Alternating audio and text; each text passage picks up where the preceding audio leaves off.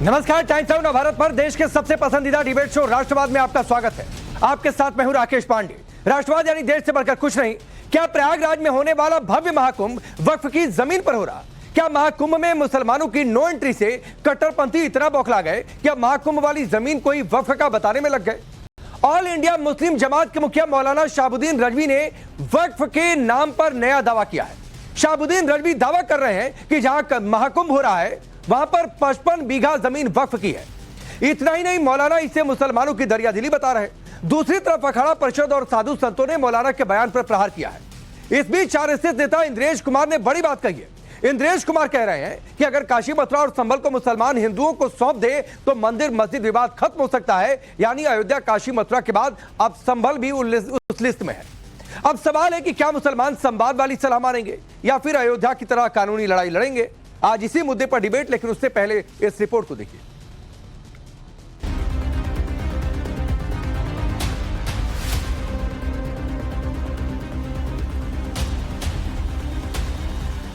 क्या वक्फ को खत्म करने का वक्त आ गया है?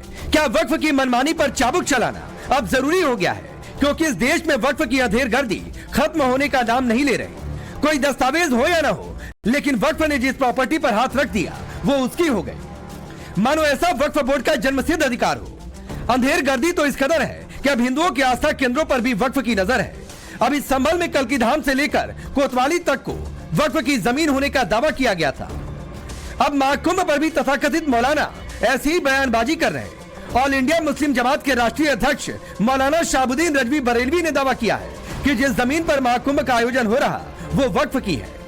प्रयागराज के जो मुसलमान हैं उनमें से एक सरताज नाम के हैं, उन्होंने इस बात की जानकारी दी और कहा, एलानिया तौर पर इस बात को कहा कि जो ज़मीन है, जिस ज़मीन पर, ज़मीन के बहुत सारे हिस्से पर जो शामियाने तंबू वगैरह लगाए गए हैं, इंतजाम किए गए हैं, मेला लग रहा है, ये वक्फ की ज़मीन है और वहाँ के मुसलमानों की ज़मीन है। मौलाना यही नहीं रुके, इससे मुसलमानों की दरियादिली बता रहे और सीधे सीधे महाकुंभ की 55 बीघे जमीन पर अपना दावा ठोक रहे। दरियादिली देखिए मुसलमानों की, कि मुसलमानों ने कुंभ के मेले की तैयारियां, शामियाने और पिंडाल, रोड और सड़कें और फलंजों पर कभी मना नहीं किया कि यहाँ पे मत लगाइए। और तंगदिली देखिए अखाड़ा परिषद के लोगों की, कि वो लोग जो है वो मुसलमानों के प्रवेश पर वहाँ पे ठेला लगाने, खोंचा लगाने से भी मना कर रहे हैं कि वहाँ कोई भी मुसलमान एंट्री नहीं करेगा। बड़ा दिल दिखाते हुए मुसलमानों ने इस तमाम व्यवस्था को कायम रखने के लिए कोई भी आपत्ति नहीं की और 55 बीघे की जमीन पर, जो वक्फ जमीन है, वो जमीन पर कुंभ मेला लग रहा है। तो ये तमाम चीजें जाहिर करती हैं कि कहां से कौन तंगदिली, छोटे दिल का मुजाहरा कर रहा है और कौन लोग हैं जो बड़े दिल का मुजाहरा कर रहे हैं। इसे अंधेरगर्दी नहीं कहेंगे तो क्या कहेंगे? मतलब वक्फ के नाम पर किसी भी जमीन को अपना बता देंगे। मौलाना के बयान पर अखाड़ा परिषद ने पलटवार किया। साथ ही हिंदू संत समाज ने इसे पाकिस्तान प्रायोजित साजिश तक बता दिया। अब वो चुके हैं, उनको ऐसा बयान नहीं देना चाहिए।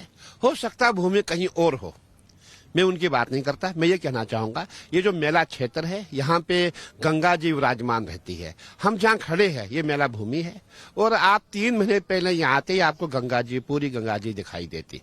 अब आप उनसे ये पूछे आपकी भूमि कहाँ पे है, तो मैं ये कहना चाहूंगा ऐसा बयान देना उचित नहीं है।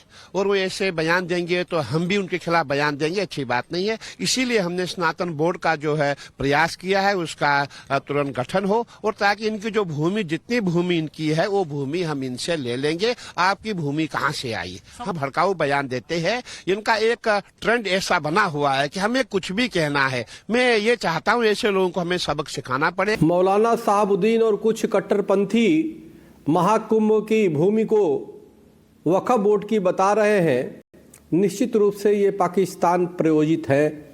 उन तमाम आतंकी सोच के लोगों द्वारा प्रायोजित ऐसा प्रतीत होता है। इनकी जांच होनी चाहिए, क्योंकि इस तरह की बयान कहीं न कहीं महाकुंभ, जो दुनिया के सबसे परम पवित्र एक सनातन धर्मियों का एक समूह इकट्ठा होता है, उसको उसमें खलल डालने की एक प्रयास कर रहे हैं।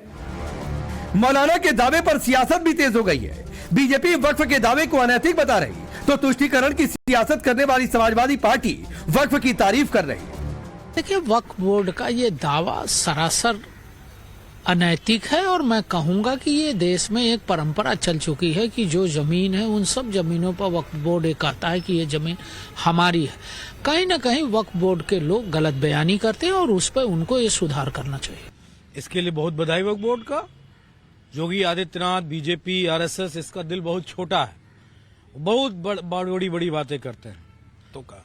और निश्चित तौर पे वक्फ बोर्ड की प्रशंसा की जानी चाहिए कि उसने इस तरह की बातें कही। वैसे इस धरती पे कोई कुछ किसी का नहीं है, जो मनुष्य उन्हीं का सब कुछ है और सबको हिल मिल के साथ में रहना चाहिए। वक्फ की अंधेरगर्दी और मंदिर मस्जिद विवाद के बीच आरएसएस नेता इंद्रेश कुमार ने एक बड़ा सुझाव दिया है। इंद्रेश कुमार ने कहा है कि काशी, मथुरा और संभल की जमीन को अगर मुस्लिम पक्ष बातचीत के जरिए हिंदुओं को सौंप दे तो सारे विवाद खत्म हो जाएंगे। शांति से संवाद के द्वारा इसका फैसला हो। और उन्होंने कहा कि लाखों लाख हिंदुओं ने सार्वजनिक रूप से ये कहा है कि अगर आप मथुरा और काशी और संभल दे देते हैं तो ये भी हो सकता है कि हिंदू इस बात को मान लें कि अब इससे ज़्यादा इन झगड़ों में नहीं करना, और मुसलमान से ये प्रयास करेंगे कि उन सब की ठीक रख रखाव हो। और इसी प्रकार से और मुसलमानों को भी ये लगता है कि रोज रोज के दंगे नहीं, ये मंदिर मस्जिद की लड़ाई नहीं है। यह हकीकत के आधार पर, प्रमाण के आधार पर, खुदाई के आधार पर फैसला किया जा सकता है। या संवाद से फैसला हो या कोर्ट से फैसला हो, दंगों से नहीं। अब सवाल है कि क्या बड़ा दिल दिखाकर मुसलमान काशी, मथुरा और संभल को हिंदुओं को सौंपेंगे? क्या मुसलमान इंद्रेश कुमार की अपील को गंभीरता से लेंगे? सवाल यह भी है कि अगर हिंदू अपने आस्था स्थलों को लेने के लिए कानूनी तरीके से भी कोशिश करता है तो तमाम मौलाना विरोध में खड़े हो जाते हैं। लेकिन वक्फ की मनमानी और अंधेरगर्दी पर चुप्पी क्यों? सबसे बड़ा सवाल कि वक्फ की जमीन होने का दावा करने वाले तथाकथित मौलानाओं के पास ना बही है ना खाता। अगर है तो फिर वक्फ की जमीन होने का दावा करने वाले दस्तावेज सामने क्यों नहीं लाते? क्या महाकुंभ में वक्फ की जमीन होने का नैरेटिव सेट कर माहौल खराब करने की साजिश हो रही? Bureau report, times now Bharat. तो चलिए आपने रिपोर्ट देखी, आपका परिचय मैं आज के मेहमानों से करवाता हूं। शिवम त्यागी भारतीय जनता पार्टी के नेता और प्रवक्ता स्टूडियो में मौजूद हैं। विजय शंकर तिवारी जी अब से थोड़ी देर में जुड़ेंगे, बीएसपी के प्रवक्ता। दानिश कुरैशी पॉलिटिकल एनालिस्ट, आतिकुर रहमान जुड़ेंगे इस्लामिक स्कॉलर के तौर पर, बिलाल खान पॉलिटिकल एनालिस्ट के तौर पर, और चंचल यादव समाजवादी पार्टी के नेता और प्रवक्ता। आप सभी का बहुत बहुत स्वागत है। और मैं आज शुरुआत करता हूं दानिश साहब से, और सवाल बहुत सीधा सा है, जरा समझाइए भाई, कुंभ नगरी में गंगा जी के किनारे 55 बीघा जमीन वक्फ की, क्या खोज रहा है वहां पर वक्फ गंगा जी के किनारे? ये तो गंगा जी के किनारे पे कुछ होने का मतलब क्या है, मुझे तो ये समझ में नहीं आता। और अभी आप हेडलाइन चला रहे थे कि मैंने सुना कि भाई क्या वक्त आ गया है कि वक्फ को खत्म कर दिया जाए। अरे भाई, अगर आपकी चले तो मुसलमानों को ही खत्म कर दो। मतलब क्या चाहते हैं आप? देखिए, कोई चीज का क्लेम करना, सुनिए दानिश भाई, मैं बस 10 सेकंड, चूंकि आपने हेडलाइन का नाम लेकर बोला है, एक तो हेडलाइन क्या चलेगी नहीं चलेगी सर, वो हमारा अधिकार क्षेत्र है, उसमें मत घुसा नहीं चलाइए। नहीं, सुनिए पहले सुनिए। और अलबत्ता वो हेडलाइन नहीं थी, सवाल और हेडलाइन में फर्क होता है। सवाल पूछा जा रहा है कि संभल में, सुनिए सर, सवाल सुन लीजिए, चूंकि आपने छेड़ दिया है तो सवाल को मैं और थोड़ा सा इंप्रोवाइज कर देता हूं। संभल में कल्की मंदिर के नीचे कुओं के अंदर मूर्तियां बरामद हो रही हैं, वहां पर वक्फ क्या कर रहा है भाई? फिर संगम के किनारे वक्फ क्या कर रहा है? तो जब अंधेरगर्दी होगी तो सवाल तो पूछा जाएगा कि क्या ये वक्फ को बैन करने का समय है, खत्म करने का समय है? ये तो मुसलमानों को ही बैन कर दीजिए ना। नहीं, क्यों बैन कर दे भाई? जितना मैं हिंदू नागरिक हूं उतने मुसलमान भाई भी नागरिक है इस देश के। नहीं, आप कर दीजिए। नहीं, क्यों बैन कर दें? तो फिर आप भड़काना बंद करिए। बैन करने की मुसलमानों की बात नहीं हो रही है, आप भड़काना बंद करिए। सुनिए, आपका तो मुझे समझाइए ना भाई, दानिश भाई, मुझे समझाइए ना, कल्की मंदिर के नीचे वक्फ क्या कर रहा है? सवाल क्या खोज रहा है? होना चाहिए था, सुनिए, कि भाई अगर किसी ने क्लेम करा है तो वो जाके क्लेम करेगा अपना। अब सवाल आप करके खत्म कर दीजिए। अरे क्यों खत्म कर दीजिए? ओहो, ना ठीक है, अब सवाल पूछना आप सिखाएंगे दानिश भाई। नहीं ठीक है, ये अच्छी बात है कि अब आप हमें सवाल पूछना सिखाएंगे।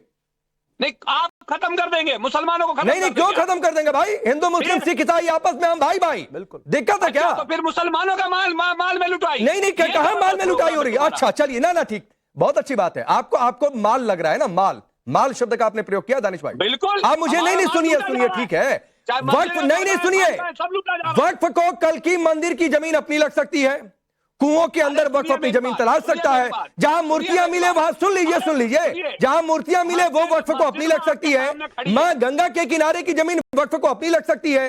कुंभ मेले की 55 बीघा जमीन, जहां पता नहीं कितने सालों से, सदियों से कुंभ होता आया है, वो जमीन वक्फ को अपनी लग सकती है। लेकिन हिंदू बेचारा है भाई, उसको कहीं पर अपना धार्मिक स्थल नहीं लग सकता है, वो कोर्ट नहीं जा सकता है, मनाही है उसको।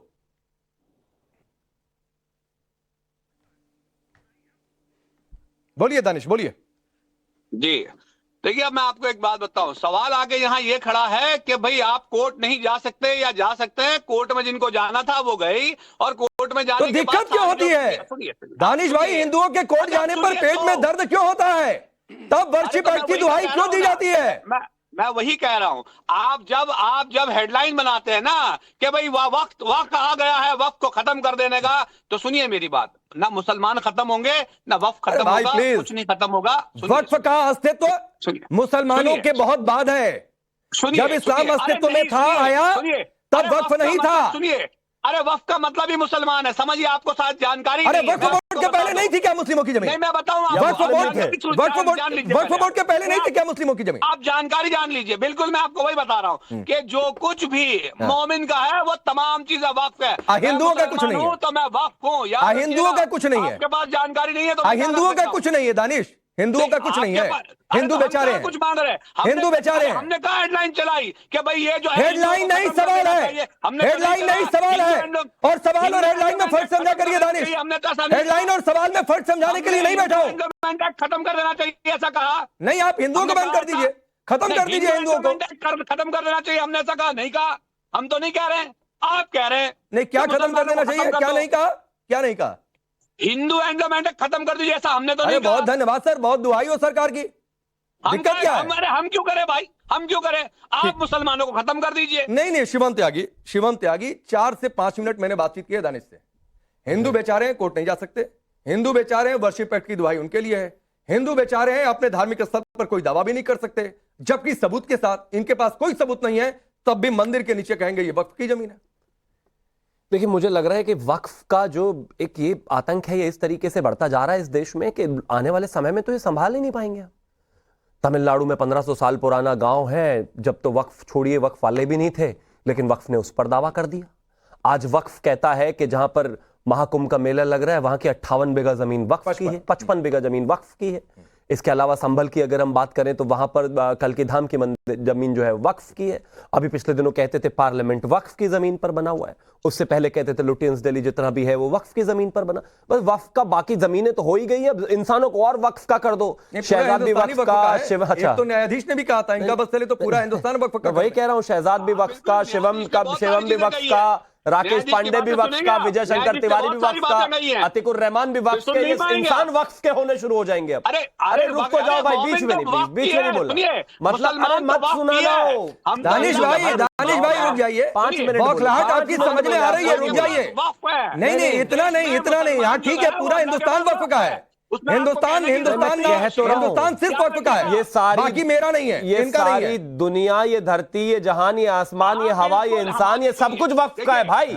खुश हो जाओ, बिल्कुल, हम तो दावे करते रहो। हैं। नहीं प्लीज आप बीच में मत बोलो। अच्छा रुक जाइए दानिश प्लीज रुक जाइए, आपने बोला ना शिवम को। दूसरी एक और चीज मैं कहना चाहता हूं कि ये अपने आप में खतरनाक रूप लेकर जा रहा है। कोई भी मौलाना, कोई भी व्यक्ति, कोई भी दानिश आकर कुछ भी कह देता है कि ये जमीन भी वक्फ की है। आदमी कल, मतलब ये इंसान, बस यही होना रह गया। मैं फिर से बता रहा हूं कि आदमियों को, लोगों को ये वक्फ की प्रॉपर्टी ना बताना लग जाए।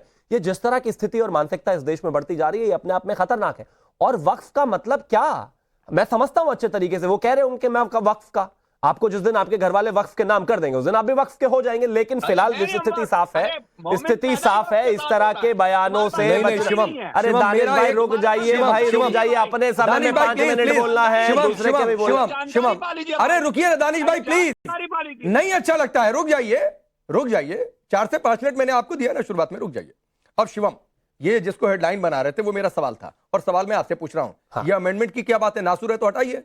नहीं, बिल्कुल है। हम पहले कहना चाहते हैं कि महत्वपूर्ण विषय यह है कि जो चीजें इसमें बढ़ रही हैं, जिस तरीके से वक्फ का कहीं ना कहीं आतंक एक तरीके से बढ़ता जा रहा है, वो खत्म करने की आवश्यकता है, उसको हटाने की आवश्यकता है, उसको कहीं ना कहीं अमेंड करने की आवश्यकता है। जिस तरीके से वक्फ को 90 के दशक में पहले नरसिंह राव जी की सरकार में और फिर मनमोहन सिंह जी की सरकार में लगातार मजबूती दी जा रहे हैं, वो इस देश में लोकतांत्रिक सेटअप में उसकी कोई जगह नहीं है। ठीक है, आने वाले समय में वे किस किस चीज को वक्फ का बताने लग जाएंगे, कहां तक आप इसको कंट्रोल करेंगे? ठीक है, लेकिन ये जो आजकल ये बयानबाजी चल रही है कि ये भी वक्फ का, वो भी वक्फ का, ऐसा भी वक्फ, ऐसा नहीं चल सकता। इस देश में रोकने की जरूरत है। ठीक है। अब चंचल यादव, आपकी पार्टी के एक नेता ने कहा है कि कुंभ में दरियादिली दिखा दी वक्फ ने, मुसलमानों ने बहुत बहुत बधाई हो। भाई गजब है, मतलब समाजवादी पार्टी ये मान रही है कि कुंभ नगरी में 55 बीघा जमीन वक्फ की है। राकेश जी, देखिए, हमारे और आपके मानने से कुछ नहीं होने वाला है। जो चीजें सारी सिस्टम में है, सारी लिखा पढ़ी में है, जो जहां है वो वहां है। हमको आपको डिबेट इस बात पे करनी चाहिए कि आप सोचिए, मैं तो चंद पंक्तियां पढ़ के शुरुआत करना चाह रहा था। मंदिर में दाना चुगकर चिड़िया मस्जिद में पानी पीती है। मैंने सुना था राधा की चुनरी कोई सलमा बेगम सीती। एक रफी था महफिल रघुपत राघव गाता था। एक परमचंद बच्चों को ईदगाह सुनाता था। कभी कन्हैया की महिमा गाता रसखान सुनाई देता है। औरों को दिखते होंगे हिंदू मुसलमान और कुछ भारतीय जनता पार्टी के लोगों को, लेकिन मुझे तो हर इंसान में इंसान दिखाई देता है। तो सबसे कहने का तात्पर्य है कि आज के समय में, अगर हम बात, आपने कहा कि हेडलाइन हम लोग के हाथ में नहीं होती है, मुझे पता है किसके हाथ में होती है, उन बातों पे मैं नहीं आना चाहता, लेकिन एक बात है, आपको बहुत शौक है ना शायरी पढ़ने का।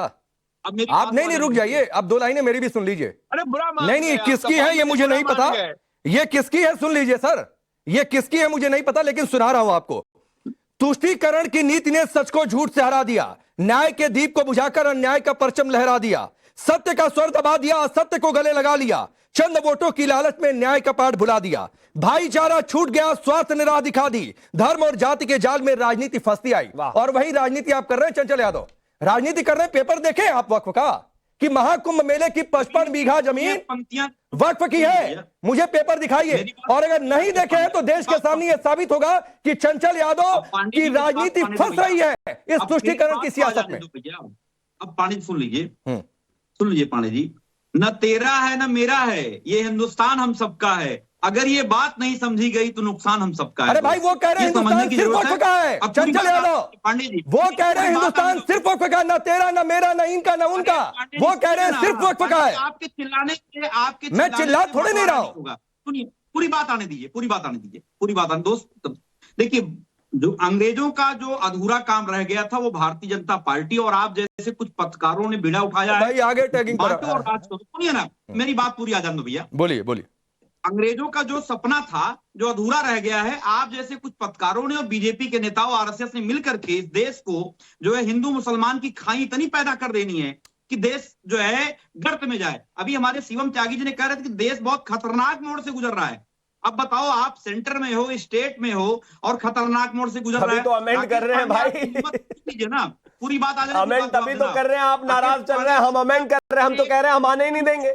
बीजेपी का और आरएसएस का एक कार्यकर्ता के यहाँ जो है बीफ का मटन मिला है। सुनिए, बीफ का मटन मिला है, बीफ का मटन मिला है। मेरी बात सुन लो पांडे जी, ये समाजवादी वाले बीफ और मटन और इन सबसे, और मछली और मांस और मीट और ये शराब और घोटाला, इन सबसे बाहर निकलो भाई। ये बीफ मटन वटन ये सब मत करिए टीवी पर प्लीज, ये बेकार की बातें नहीं। ठीक है, नहीं सुनिए चंचल यादव, एक तो सुनिए मेरे भाई, हाथ जोड़ रहा हूं आपसे, हाथ जोड़ रहा हूं चंचल यादव आपसे, और हाथ इसलिए जोड़ रहा हूं सर कि ये बीफ मटन कौन क्या खा रहा है इस पर चर्चा नहीं चल रही है। मैंने एक लाइन का सवाल पूछा, आपने कह दिया समाजवादी पार्टी मान भी रही है, ऐसा लग रहा है आप लोगों के बयानों से। तो भाई वो वक्फ का पेपर आपने देखा है? और अगर नहीं देखा है भाई, अगर नहीं देखा है तो मैं फिर आगे की लाइनें पढ़ दूंगा कि हाथ जोड़ते नेता कहते सबका भला करेंगे, पर तुष्टीकरण के दलदल में सपनों को ध्वस्त करेंगे। न्याय समानता सिर्फ आपके लिए शब्दों में रह जाते हैं, तुष्टीकरण के खेल में आम जन ठगे जाते हैं, लेकिन यहां पर हिंदू ठगा जा रहा है। विजय शंकर तिवारी जो ठगा इसलिए जा रहा है, ये कह रहे हैं ना तेरा ना मेरा ना उनका, हिंदुस्तान सिर्फ वक्फ का। नहीं बता पा रहे हैं कि 55 बीघा जमीन वहां पर कुंभ नगरी में, नहीं सर बहुत बोलने दिया, ऐसा नहीं कि बोलने नहीं दिया, आपकी शायरी होगी, शायरी का जवाब कविता से दे दिया। कुंभ नगरी में 55 बीघा जमीन वक्फ की हो गई है, मतलब कुछ भी। कहाँ हो गई, कौन बोल रहा है? जिन लोगों ने बातें करी है हाँ। उन बातों के ऊपर तो भाई चर्चा की बात। अरे ठीक है भाई, उस पर चर्चा पर भी आ जाएंगे। विजय शंकर जी।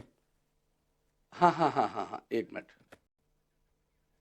मैं अभी चंचल यादव जी भी बात कर रहे थे, दानिश भाई भी बात कर रहे थे। दानिश जी ने कई बातें कही हैं।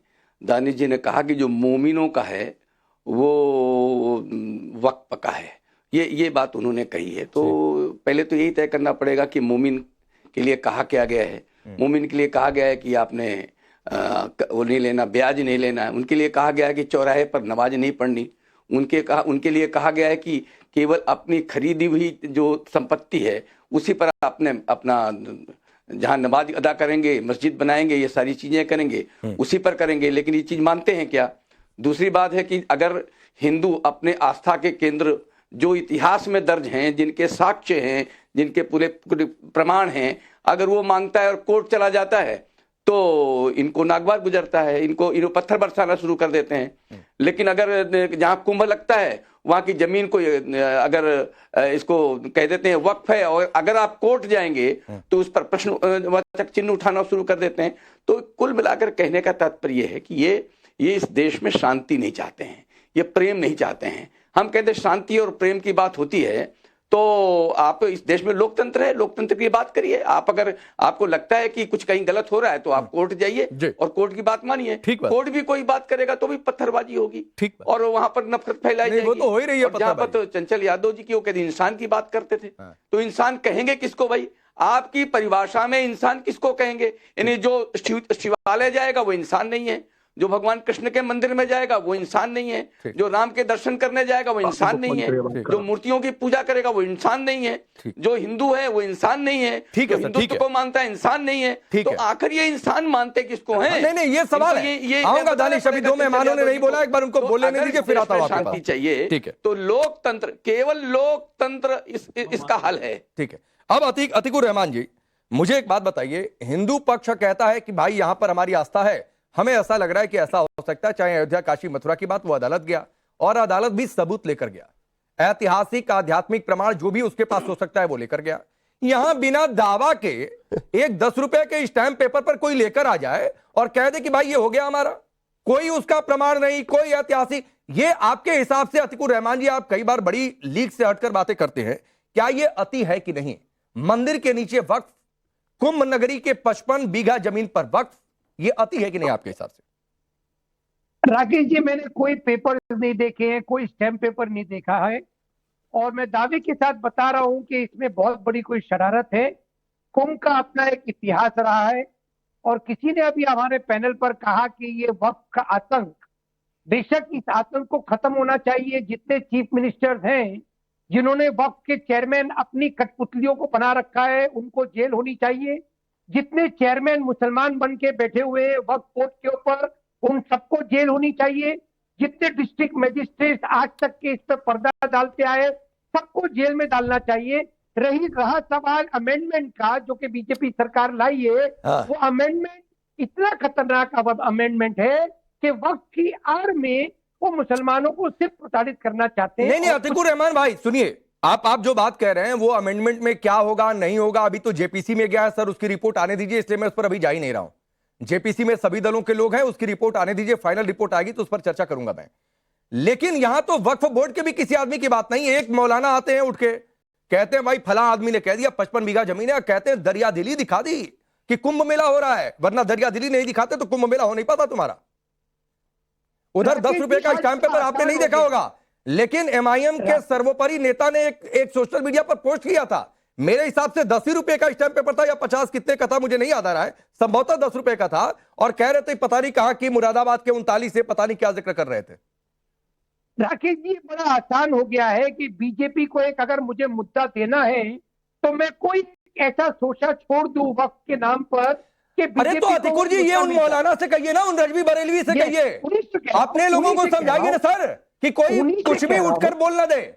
उन्हीं से कह रहा हूं मैं शिवम त्यागी से या हमारे इनसे नहीं कह रहा हूं, मैं उन्हीं से कह रहा हूं कि ये षड्यंत्र बंद करिए, हिंदू और मुसलमानों को चैन से रहने दीजिए। महाकुंभ का अपना इतिहास है और वो रचेगा। ठीक है, नहीं नहीं, बहुत अच्छी बात है, मैं आपकी तारीफ कर रहा हूं, मैं बोला इसीलिए कि कई बार आप लीक से हटकर बात करते हैं। अब बिलाल भाई आप बताइए, आपकी क्या राय है भाई कि 55 बीघा जमीन है वक्फ की कुंभ नगरी में, जहां पता नहीं कुंभ का इतिहास पता नहीं कितनी पीढ़ियों पुराना है, किसी को याद ही नहीं है, सृष्टि की उत्पत्ति से कुंभ होता आया है। देखिए, देश का जितना भी मुसलमान है वो कुंभ में जो है जिस तरीके से कुंभ के आयोजन हो रहा है उस पे खुश है, उस पे कोई नाराजगी नहीं, लेकिन इनको कोई मुद्दा चाहिए, कोई शोषा अगर छोड़ दे वक्फ बोर्ड के नाम पर, तो इनको कहीं ना कहीं वो 55 बीघे 58 बीघे में पूरे देश के मुसलमानों की वक्फ की जमीन छीनने का मौका मिलने की बात होनी चाहिए। क्योंकि मैं आपको बता दूं, वक्फ बोर्ड की जो जमीन है वो किसी के बाप की नहीं है, वो इस देश के मुसलमान के बाप दादा आपकी भी नहीं है। और जो ये आंकड़े अटका रहे हैं ना, आपकी उनको भी नहीं अटकाने है। दीजिए। ये देश किसी के बाप की हो या ना हो, आपकी नहीं है, ये तय है। राजनीति करते हैं ना, गंदी राजनीति, क्या राजनीति है भाई, इसमें बताइए। खत्म हो जाएगी। अरे कमाल बात हो गई, ऐसे नहीं होगा, ऐसे नहीं होगा। आपने कहा वक्फ की जमीन किसी के बाप की नहीं है, तो आपकी भी नहीं है के नाम पे इस देश में। ऐसे नहीं चल सकता कि जहां देखा वहीं फरमान कर दिया, जहां देखा वहीं स्टैंप लगा दिया, जहां देखा वहीं कब्जा ठोक दिया, जहां देखा वहीं कह दिया है वक्फ की जमीन है। ऐसे कब तक चलेगा? इस तरीके से करते अब तो पेड़ पौधे ही रह जाएंगे, बस उन पे और दावा ठोकना शुरू कर देना, फिर बचा क्या? फिर इंसानों पर दावा ठोकना शुरू कर देना। बीजेपी का हेडक्वार्टर ये नहीं है वक्फ। अच्छा, बीजेपी का हेडक्वार्टर भी वक्फ की जमीन पर है? होता है जो हमारी अपनी जमीन है, जो हमारे बाप दादाओं की जो ये तो कह रहे हैं, नहीं, क्या कहा इन्होंने कि बीजेपी का हेडक्वार्टर भी वक्फ की वो जमीन कह पर रहे हैं, मैं तो कह दूंगा कि मैं कह दूंगा कि बीजेपी के हेडक्वार्टर वक्फ की जमीन पर है, वो तो कह कहकर दिखाओ। आपको मैं कह दूं, नहीं, गजब बात हो गई। यही तो कर रहे हैं इस देश में, यही तो कर रहे हैं, और इसी को तो ठीक करना है। कह रहे हैं बीजेपी के हेडक्वार्टर को भी वक्फ की जमीन घोषित कर देंगे। वाह भाई वाह वाह। वक्फ बोर्ड को खत्म कोई नहीं कर सकता इस देश से। बिलाल खान, वाह भाई वाह। मतलब अब ये बीजेपी का हेडक्वार्टर भी ले लो, बस यही रह गया। थोड़े दिनों बाद नासा पे भी जाके यही कह देना ये भी वक्फ का ही है। कल चांद की जमीन पर भी यही कह देना वक्फ की जमीन है। गजब कर रहे हो भाई। लगातार उत्तर प्रदेश के अंदर अपराध हो रहा है, जहां आपकी सरकार अभी अपराधों पर पहुंच गए। अच्छा बिलाल भाई सुनिए, आतिकुर रहमान की तरफ पहले अपना स्टैंड क्लियर कर दीजिए। संभल और महाकुंभ नगरी में जो वक्फ के दावे आए हैं मौलानाओं के हवाले से, कुछ नेताओं के हवाले से, वो आपको ठीक लगते हैं या गलत लगते हैं? पहले स्टैंड क्लियर करिए। देखिए, आरएसएस के लीडर ने जो कहा है वो सरासर गलत है। अभी उस पर नहीं, अभी आरएसएस वाला सवाल पूछूंगा। अभी वो सवाल नहीं, बिलाल भाई सुनिए, अभी इंद्रेश कुमार वाला सवाल नहीं किया, उस पर आऊंगा, अभी समय है उसके लिए। अभी वो दूसरा हिस्सा है डिबेट का। पहले ही बताइए, वक्फ वाला दावा ठीक है या गलत है आपके हिसाब से? देखिए, जो वक्फ बोर्ड का जो दावा है, जिस तरीके से बात की जा रही है, वो राजनीति करने का काम कर रहे हैं, उनका सपोर्ट हम नहीं करते उसमें। वक्फ बोर्ड नहीं भाई, तो मौलाना दावा कर रहे हैं। अरे उधर एमआईएम दावा कर रही है। कैसी बातें करते हैं आप मौलाना को लेके? मौलाना कोई बन जाए, कुछ देश का पंडित, वो देश का कानून नहीं है ना, वक्फ बोर्ड को वो चला रहा है। तो हाँ, तो सही बात है रजवी बरेलवी, मेरी जानकारी में तो वक्फ बोर्ड में किसी पद पर नहीं है। गलत होगा, हम नहीं कह रहे। अगर नहीं बोलिए ना, सही है कि गलत है, क्यों नहीं कहेंगे बिलाल भाई? नाम पे नहीं, संभल में और कुंभ नगरी में जो वक्फ बोर्ड को लेकर जो दावे हुए हैं मौलानाओं और नेताओं के हवाले से, वो दावे आपको ठीक लगते हैं, उचित लगते हैं, गलत लगते हैं, क्या लगते हैं? देखिए, वो सारी चीजें जिस तरीके से आप मौलाना के नाम पे कि मौलाना ये कह रहा है, अरे मौलाना इस देश में क्या कहते हैं यार? किस तरीके से इस देश में जो पंडित होते हैं, आचार्य होते हैं, वो क्या क्या बयान देते हैं? नफरती बयान चल रहा है इधर से भी उधर से। अरे पहले सही लग रहा है कि गलत लग रहा है, ये बताइए ना। इस देश में जो वक्फ बोर्ड की प्रॉपर्टी है, वो वक्फ बोर्ड की प्रॉपर्टी किसी के अब पर्सनल प्रॉपर्टीज नहीं है। मेरे भाई, तो ये कुंभ नगरी में 55 बीघा जमीन आपको वक्फ की लग रही है? हाँ या ना? आपका टाइम ऑफिस कुंभ नगरी नहीं लिया वक्फ बोर्ड के नाम पे। नहीं, अरे भाई नहीं, ठीक है भाई, मैंने तो कह दिया हमारा ऑफिस, शिवम के पार्टी का हेडक्वार्टर, पूरा हिंदुस्तानी आपका वक्फ का है, इस देश के अंदर पूरा हिंदुस्तानी वक्फ का है भाई, हमारा कुछ थोड़ा नहीं है, कुछ नहीं है हमारा बिलाल भाई। मतलब मैं ये मानकर चल रहा हूँ, चलिए नहीं ठीक है बिलाल भाई, अब मैं ये मानकर चल रहा हूँ कि आप मान रहे हैं कि 55 बीघा जमीन वक्फ की ही है, और मुसलमान दरिया दिली दिखा रहे कुंभ का मेला होने देने को लेकर, वरना होने नहीं देते कुंभ का मेला। पता नहीं नेटवर्क ही चला गया, लाइए भाई इनको, मेन मुद्दे पर नेटवर्क इनका खराब हो गया। अब दानिश भाई बोलिए, आप जो बोलना चाह रहे थे। ये जो बातें बनाने की कोशिश कर रहे हैं, तिवारी जी ने भी कहा, वीएचपी के प्रवक्ता जो हैं उन्होंने मोमिन की बात कही है। तो देखिए, उन्होंने बातें बहुत अच्छी और बिल्कुल सच बात कही है, लेकिन मेरे जुल्मों की गुनाह या मेरे जो गुनाह है उनका हिसाब खुदा मुझसे मांगेगा, तिवारी जी नहीं मांगेंगे। तो आप ये समझ लीजिए कि भाई तिवारी जी का काम रिकलेक्शन नहीं है। इसका वक्त से क्या लेना देना है? इंटरप्ट मत करिए, इंटरप्ट मत करिए, इसका वक्त से क्या लेना देना है? इंटरप्ट मत करिए। इसका वक्त से क्या लेना देना है? नहीं मांगेंगे, दानिश कुरैशी का हिसाब कौन नहीं, कौन सी परिभाषा है वक्फ की, जरा बताइए हमें। कितनी शराब पी, कितना जुआ खेला। अच्छा, ये आप कर रहे होंगे, पता नहीं अभी ऐसे काम क्यों करते हो आप भाई? ये शराब पी कितनी और जुआ कितना खेला है, टाइम से बताने की क्या जरूरत है? जो कर रहे हो कांड करते रहो। भारतीय जनता पार्टी ने जो करते रहो, ये जुआ शराब जो भी करना है भाई, ये टीवी से बात नहीं करो, यहाँ बताने की क्या जरूरत है? मुझे हिसाब नहीं चाहिए। सुनिए, आरएसएस के नेता जो धमकी दे रहे हैं, परिभाषा बताइए मुझे, आप ये क्या बोल रहे हैं? ये गलत है। इस धमकी में कोई आने वाला नहीं है आपकी। अरे कहाँ, किसने धमकी दे दी? कोई नहीं आएगा। अरे क्या धमकी? आपकी धमकी में कोई नहीं आएगा। अरे क्या धमकी दी? किसने धमकी दी? धमकी हमें मिल रही है, हमें कह रहे हैं हमारे ऑफिस की जमीन घोषित कर देंगे। कहाँ धमकी दी? मुसलमान किसी की धमकी से डरने तो क्या धमकी दी उन्होंने? क्या धमकी लगी आपको? तो कह रहा हूँ आपसे, क्या धमकी दी? धमकी देने की जरूरत है। अरे क्या धमकी दी? क्या धमकी दी? सुनिए मेरी बात, क्यों धमकी देगा कोई कि भाई आप ये दे दीजिए, वो दे दीजिए, क्यों दे देंगे? अरे ये अपील है भाई, अपील है। अच्छा ठीक है, अब ना ठीक है दानिश भाई, शिवम त्यागी, ये हम अपील भी नहीं दे सकते। इंद्रेश कुमार ने कहा कि अयोध्या काशी मथुरा के बाद संभल भी दे दो, लड़ाई खत्म करो, तो हम अपील भी नहीं कर सकते। इनका जहां मन करेगा कहेंगे ये वक्फ है, हट जाओ, रुमाल रख दिया, हमारी जमीन हो गई। आप जाइए, चैलेंज करिए, कोई प्रॉब्लम नहीं। हाँ तो चैलेंज में आपको दिक्कत होती है दानिश भाई, तो चैलेंज ही हो रहा है कोर्ट में जिसको करना है, ट्राइब्यूनल तो है। तो चैलेंज पर आप लोगों के पेट में सबसे पहले दर्द होता है। चलिए शिवम बोलिए, फिर विजय जी आपके पास आ रहा हूँ। रुक जाइए, चंचल आपके पास भी आऊंगा, रुक जाइए। वक्त को इस देश में खैर कोई क्या ही धमकी देगा, यही लोगों को धमकी देते फिरते हैं। किसी का घर कब्जा लेंगे, किसी का ऑफिस कब्जा लेंगे, किसी का प्लॉट कब्जा लेंगे, किसी का सड़क कब्जा लेंगे, और जना क्या क्या कब्जा लेंगे। अभी कुंभ की जमीन कब्जाने की बात कर दी है, इससे पहले संभल के मंदिर की जमीन को वक्फ कहते थे, इससे पहले संसद को वक्फ कहते थे, और एक और थ्रेड इन्होंने दिया। इन्होंने कहा कि भारतीय जनता पार्टी के ऑफिस पे, राष्ट्रीय कार्यालय के भी वक्फ का हम जो है दावा ठोक देंगे। ये जो दावे ठोकने वाली आपकी हरकतें हैं ना, इन्हीं दावों की वजह से ही तो ये ठीक होना जरूरी है। ये जो देश को ब्लैकमेल करके, आम गरीब को ब्लैकमेल करके उसके जमीन पर कब्जे जमा के अपनी मोटी मोटी जेबें आप जो भर रहे हैं ना, इसी को ही ठीक करने की आवश्यकता है। इसीलिए ये जो वक्फ के नाम पर लूट कर रहे हैं, इसी को ठीक करने की आवश्यकता है। और ये दानिश कुरैशी इतना चिल्ला रहे हैं, मुझे लग रहा है इन्होंने भी वक्फ के नाम पे कुछ दबाया हुआ है लगातार के वक्फ ये कर देंगे, वो कर देंगे। नहीं भाई, नहीं, जिस चीज का पर्पस अच्छा था उसको आज कहा ले आए ये लोग। आपने अच्छा याद दिलाया। और दानिश भाई, एक आपको सलाह दे रहा हूं, इससे पहले कि विजय जी के पास जाऊं, सवाल कोई नहीं कर रहा हूं, सिर्फ सलाह दे रहा हूं, सलाह सुन लीजिएगा। जाकर संभल में एक बार वक्त निकाल कर जाइए, या आपके लोग हैं उनसे बातचीत करिए। वहां के मुस्लिमों का एक, सुनिए सर, सुनिए, सुन लीजिए ना, वहां पर मुस्लिमों का एक समूह है जो कह रहा है कब्रिस्तान पर सांसद के लोगों ने कब्जा करके रखा है, वक्फ की प्रॉपर्टी है, तो पहले जाकर अपने लोगों से वो कब्जा छुड़वा लीजिए। ये एक फ्री की एडवाइस है आपको। अब विजय जी रुक जाइए, रुकिए, दिन रात प्लीज, नहीं प्लीज रुकिए, दानिश भाई रुकिए, मैंने पहले बोला सवाल नहीं है, रुक जाइए। विजय जी, हाँ नहीं बताऊंगा भाई, मैं होता कौन हूं? मैं तो बेचारा हूं। शिवम होते कौन है? बेचारे हैं। विजय शंकर जी होते कौन है? बेचारे हैं। हमको बताएंगे, संभल जाए। नहीं बता कौन है, मैंने बोला, अरे सलाह दी है। जैसे आपको हेडलाइन और सवाल में फर्क नहीं समझ में आता, वैसे ही आपको सलाह और बताने में फर्क नहीं समझ में आ रहा है। अब रुक जाइए। अब विजय जी, एक इंद्रेश जी ने एक बात कही और कही कि भाई इस संभल में भी इतना सनातनी सबूत पूरा तीर्थ आ गया, आज वहां पर 24 कोसी परिक्रमा भी हो गई है, तो वो संभल भी आप दे दो, इस विवाद को खत्म करो। एक अपील उन्होंने की है, अपील माने या ना माने दूसरे पक्ष पर निर्भर करता है। उन्होंने ये भी कहा है कि ठीक है, फिर आगे कानूनी लड़ाई का अपना एक विकल्प खुला हुआ है। यह धमकी लग गई दानिश कुरैशी को, लेकिन वक्फ जहां मन करे दावा ठोक दे, वो कोई धमकी नहीं है।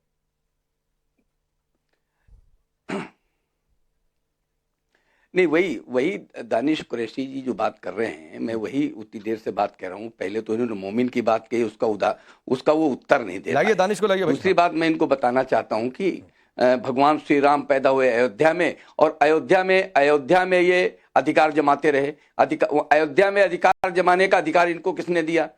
काशी विश्वनाथ में अधिकार जमाने का इनको अधिकार किसने दिया? मथुरा में अधिकार जमाने का अधिकार इनको किसने दिया? और संभल में सब कुछ निकल गया, उस पर अधिकार जमाने का इनको अधिकार किसने दिया? एक 3.77 एकड़ जमीन श्री राम जन्मभूमि की 500 साल हमें लग जाते हैं उसको लेने में, और वो भी न्यायालय के माध्यम से। हम प्रेम की बात कर रहे हैं, सहजता की बात कर रहे हैं, साथ बैठने की बात कर रहे हैं, कोर्ट से जाकर हमें मिलता है। इसके बाद ये क्या कहते हैं, कुंभ में कहते हैं 55 एकड़ हम वहां है, हमारी जमीन पर लग रहा है। आप इतने कैसे दानी बन गए? आप तो 3.77 एकड़ जमीन के लिए 500 साल लगा दिए। आप एक जमीन देखते हैं, इसके बाद बिलाल आपके पास फिर चंचल उसमें हमारी मर्यादा है, उसमें हमारे भगवान हैं, उसमें हमारे देवता हैं, हमारा अस्तित्व है, हमारी आस्था है। आप उसके लिए हम 500 साल लड़ते हैं, आप केवल 3.5 एकड़ जमीन के लिए लड़ते हैं। आप में और हमारे सोचने में एक बहुत बड़ा अंतर है दानिश भाई। मैं ये कहता हूं कि प्रेम से रहना है, सौहार्द से रहना है, तो ये भारत है, ये कोई वो 30 साल में इस्लामिक कंट्री बना कंट्री नहीं है। ठीक है। आज ये 1000 साल के दमन चक्र के बाद भी आज भी 80% हिंदू यहाँ पर रहता है। ठीक है सर, ठीक ये है। बात सुनिए। तो इसकी जो जमीन है, इसकी जो भूमि है, हाँ। इसके नींव में जो आस्था है वो बहुत प्रबल है। ठीक है। वो इतनी प्रबल है कि उसको आप सहजता के साथ आप बताइए अब मुझे अब नहीं ठीक है, आपने बहुत अच्छी बात कही। अब मुझे बिलाल एक बात बताइए, हिंदुओं के आस्था के केंद्रों पर वक्त की नजर, हम माफी मांग लेते हैं। हाँ, ये जमीन हिंदुओं की, आप ले लीजिए। ठीक है। आपको संकट क्या था? ठीक है। अब बिलाल मुझे एक बात बताइए, हिंदुओं के आस्था केंद्रों पर वक्फ की नजर, तब किसी के पेट में कोई दर्द नहीं होता है। और अगर मुस्लिम और अगर कहीं दूसरे के जगह पर हिंदू को लगता है, वो जाकर दावा करता है, तो सबके पेट में दर्द होने लगता है। भाई कोर्ट क्यों चले गए? तब वर्शिप एक्ट की दुहाई दी जाती है। आपको इंद्रेश कुमार की बात धमकी लगने लगी, जबकि वो अपील कर रहे हैं। लेकिन वक्फ वाली बात धमकी नहीं लगती है कि देखो हमारा दरिया दिली है भाई, मेला करने दे रहे हैं। देखिए राकेश भाई, जिस तरीके से यहाँ बैठ के एक बात की जाती है, परसेंटेज बताई जाती है, हम 81% है, 19% है, कहीं ना कहीं धमकी भी लगती है। इस देश में कितने भी परसेंट अब कहां कौन परसेंट की बात कर रहा है? आप किसी ने किया? अरे शिवम ने बोला कुछ परसेंट की बात, विजय शंकर तिवारी ने कहा कुछ 8% की बात, बीजेपी के प्रवक्ता से। अरे सुन तो लीजिए सर, आप तो पूरा टोटली एकदम था। चंचल भाई इसके बाद आ जाऊंगा, रुक जाइए चंचल भाई, आ जाऊंगा इसके बाद, रुक जाइए 1 मिनट दीजिए समय। समाजवादी के प्रवक्ता को भी तो थोड़ा वक्फ के लिए बैटिंग करने दो, नंबर कट जाएंगे। शिवम भाई से एक सवाल करना चाहता हूँ। शिवम भाई, आपकी जमीन हो, आपके फादर की, आपके परदादा दादा की, कौन सी जमीन पर वक्फ बोर्ड ने दावा ठोका? वक्फ बोर्ड वहां जाता है जहां उसको लगता है कि हमारी जमीन है, और होती है वहां पर। वक्फ बोर्ड ऐसे नहीं उलूल जुलूल बात करके। चलिए ठीक है, शिवम रिप्लाई कर लीजिए, फिर मैं जा रहा हूं चंचल के पास। ठीक है, आपने एक सवाल पूछा, उसका रिप्लाई ले लीजिए। आप उसके बाद चंचल भाई आ जाऊंगा। शिवम से एक सवाल, अरे सवाल पूछ के चुप हो जाते हैं, रुक जाइए। चलिए शिवम रिप्लाई करिए। वो समाजवादी वालों के लिए एक नारा हुआ करता था कि भाई खाली प्लॉट तुम्हारा और बना हुआ मकान हमारा, ये ऐसे कब्जे करते थे। वक्फ तो उससे भी 4 कदम आगे निकल गई कि खाली हो, बना हुआ हो, खेत हो, 1500 साल पुराना हो, 2000 साल पुराना हो, 4000 साल पुराना हो, उस पर भी दावा ठोक रहे हो आप भाई। और ये सिर्फ हिंदुओं पे नहीं, मैं तो कहता हूं कुछ दबे कुचले मुस्लिमों की जमीनों पर भी दावा हुआ है। बिल्कुल ठीक बात है कि संभल में जो जमीन है वहां पर, उसको शमशान की जमीन कर को जो है उस पर भी वक्फ ने अपना दावा ठोका हुआ है, और ऐसी बहुत जगहें हैं। इस तरह के दावे जो आप लगातार अनायास ही ठोक रहे हैं, यही है, और ये कब्जा प्रथा ही है। वरना ऐसा क्या हो गया कि एक जो बॉडी थी जो टॉप 10 में भी नहीं आती थी 10 साल पहले, अचानक 10 साल में ऐसी कौन सी स्थितियां जो है हिंदुस्तान में खास तौर पर मुस्लिमों की सुधर गई कि वो हिंदुस्तान की तीसरी सबसे बड़े लैंड होल्डर हो गए। जबकि एक रिपोर्ट ये भी कहती है सच्चर कमेटी की कि वो दलितों से भी बुरे हाल में जा रहे हैं। मतलब वैसे फाइनेंशियल तौर पर दलितों से भी बुरे हाल में जा रहे हैं, और जमीन डोनेशन के मामले में उन्होंने अपनी संस्था को हिंदुस्तान की तीसरी सबसे बड़ी संस्था जमीन लैंड ऑनर्स में बना दिया। ये इम्प्रैक्टिकल बातें हैं। चलिए बोलिए, ये कब्जा ही है। चंचल यादव बोलिए, ये वक्फ की अधेरगर्दी आपको लगती है कि नहीं? हाँ पहले हाँ या ना में बोल दीजिए, फिर उसके बाद जो मन आएगा बोलिएगा। देखिए पांडे जी, मैं न तो हमारे कहने से, न तो आपके कहने से, न तो वक्फ के कहने से, वो सारी की सारी चीजें लिखा पढ़ी में होंगी, जहां भी होंगी उसकी जांच का विषय अलग पार्ट है। ये लोग, कुछ लोग जो है बीजेपी आरएसएस के कहने पर ये इस तरीके से बयान दिलवाए जाते हैं, इस पर डिबेट कराए जाते हैं। और त्यागी जी, तो आप इसको खत्म कर दो बात को, आप आज कह दो वक्फ बिल्कुल गलत है। सर आपके पार्टी के विधायक है जिन्होंने कहा उत्तर प्रदेश से 50,000 गायें प्रतिदिन कट रही हैं, बाबा के संरक्षण में कट रही हैं। अरे सुनिए ना, अरे सुनिए चंचल यादव, सुनिए चंचल यादव, चंचल भाई सुनिए, अरे सुनिए ना, सवाल सुनिए। चंचल यादव सवाल सुनिए, चंचल यादव सवाल सुनिए, चंचल यादव सवाल सुनिए भाई, सवाल सुना करिए ना, भाषण थोड़े नहीं। रुक जाइए, भाषण का कार्यक्रम नहीं है, रुकिए, सवाल सुनिए। संभल के शाही जामा मस्जिद में, अरे रुकिए ना पहले प्लीज, सवाल सुना करिए। चंचल भाई सवाल सुना करिए, 10 बार नहीं कहने की जरूरत पड़नी चाहिए। रुकिए चंचल भाई, सवाल सुनिए। संभल के शाही जामा मस्जिद में सर्वे की बात आई, हिंदू पक्ष गया, आप लोगों को बुरा लगा, आप लोगों ने ऑब्जेक्ट किया। दूसरी जगहों पर भी सर्वे की बात आई, आप लोगों को बुरा लगा, आप लोगों ने ऑब्जेक्ट किया। लेकिन ये वक्फ का दावा आप लोगों को बुरा क्यों नहीं लगता है? उस पर आप ऑब्जेक्ट क्यों नहीं करते हैं? मैंने फिर वही बात मैंने स्पष्ट बोल दिया, किसी के कहने से भी नहीं। तो उन्होंने उसमें क्यों नहीं बोलते स्पष्ट? भाई आप ये बताओ, तो कोर्ट को तय करने दीजिए, फिर आप साइड में रहिए, मत बयानबाजी किया करिए कि मुस्लिम टारगेट किए जा रहे हैं, बीजेपी मुस्लिम विरोधी है। कोर्ट को तय करने दीजिए कि हिंदुओं का दावा सही है कि गलत है, चाहे संभल, अयोध्या, काशी, मथुरा की बातचीत हो। आप लोग इतना नीचे मत गिर जाओ कि लोग कम से कम सोचें। नीचे कौन गिर रहा है? वो देश देख रहा है। नहीं, ठीक है। अतिकुर रहमान जी, एक ओर से दावा गलत हो जाता है, दूसरी ओर का हर दावा सही हो जाता है। ऐसे चलेगा इस देश में? नहीं राकेश जी, ऐसे नहीं चलेगा। दावे होने दीजिए, लेकिन कोर्ट है, कॉन्स्टिट्यूशन है, संविधान है। मैं एक बात कहना चाहता हूं, देखिए जो बीजेपी के प्रवक्ता यहाँ पर बैठे हुए हैं, इनको समझना चाहिए कि आपने अमेंडमेंट प्रपोज किया है और मुसलमान उसको अपोज कर रहे हैं। आप चाहते हैं कि डेमोक्रेटिकली उनकी आवाज सुनी जाए, तो आप सुनिए। नहीं, ठीक है। तो मैं अतिकुर रहमान जी आखिर में हाथ जोड़कर एक और रिक्वेस्ट कर दे रहा हूं सर, और आपसे और जितने लोग भी हैं, कि भाई ये वक्फ की जो अंधेरगर्दी चल रही है, आप लोग ही खड़े हो जाइए इसके खिलाफ, वरना इस देश में वाकई एक माहौल बन जाएगा और लोग बड़े पैमाने पर, अभी तो अमेंडमेंट की बात हो रही है, लोग कहीं ये ना कहने लगे, मांग उठाने लगे कि इस वक्फ को हटाओ, बैन कर दो, अमेंड क्यों कर रहे हो भाई? तो आप लोग ही खड़े हो जाइए इस अंधेरगर्दी के खिलाफ। आप सबका बहुत बहुत शुक्रिया।